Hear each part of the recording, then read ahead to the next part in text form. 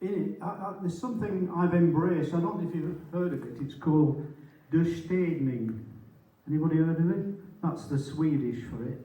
It's the gentle art of Swedish death cleaning. It basically means cleaning out your old shit, then your kids don't get lumbered with it after you die. So you're expected, according to this, you're expected to reflect on the importance of your belongings. And as I say, it is suggested that you value the significance and meaning of every possession, keeping only the items that enhance your life story. That's a direct quote. So I'm going to tell you now about this poem's called 3,000 Spoons in Burnley, Lancashire. Thanks, Dad, for those 3,000 EPNS, that's electroplated nickel silver, crested souvenir teaspoons. The ones you craved throughout the second half of your life when, unshackled from the critical eye of your dear dead wife, my mum, you were free to create a monster, a collection like none other. Whenever I visited the family home, you would lovingly introduce me to each new acquisition, as if they were a new brother or sister. This one's from Afghanistan, Moontar, Australia, Nairobi, Zagreb. Here the 50 seals of every US state pressed into the bowl of each spoon.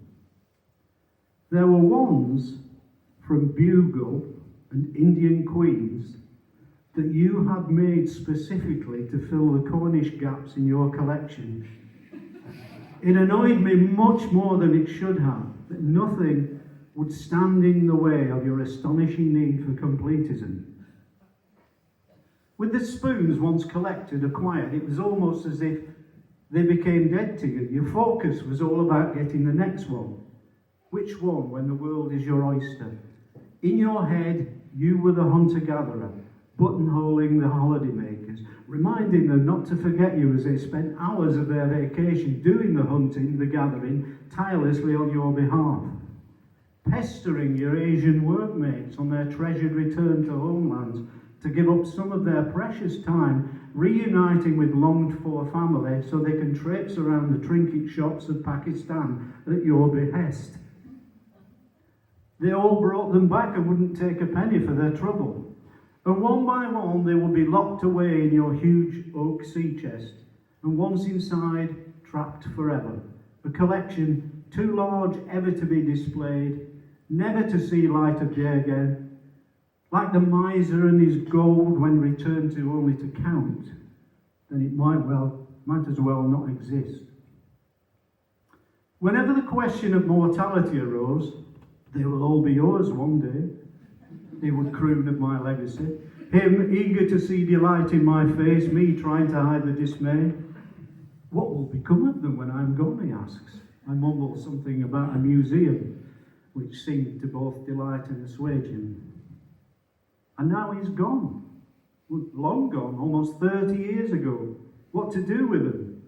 Helpful suggestions abound, such as, you can sell them all on eBay. Not thought that one through, have you? They'd catalogue them all and recoup the outlay. 3,000 photographs, 3,000 descriptions, 3,000 jiffy bags and 3,000 trips to the nearby post office, much to the annoyance of the burgeoning queue. I take comfort from the fact that my dad and eBay never met. But I do thank my father for enlightening me of the folly of collecting anything to excess, without thought for those that follow. Those who will have no interest in that unwieldy collection of teddy bears, of thimbles, model buses, Jazz 78s, football programmes, shoes, beer mats, or even your collection of fridge magnets that are now too many for the freestanding smeg. So you keep them in boxes under the stairs, and every kind of representation of a particular animal that might fit onto all your windowsills, shelves, and purpose-built cabinets. Easy answers for the problem of what to buy you for Christmas. Get her that frog you saw, the one made out of seashells. Think of your children, who perhaps by then will be old and grey themselves, and if they just give them away to a charity shop because they have neither time nor inclination, then what was the point? has been mentioned to me that I still possess a lot of books. I'm working on it, okay. And mindful of this, recently I visited the Anglo-Saxon ship burial at Sutton Hoo. And one of the numerous artefacts buried along with the assumed King Raedwald was a purse containing 40 gold coins.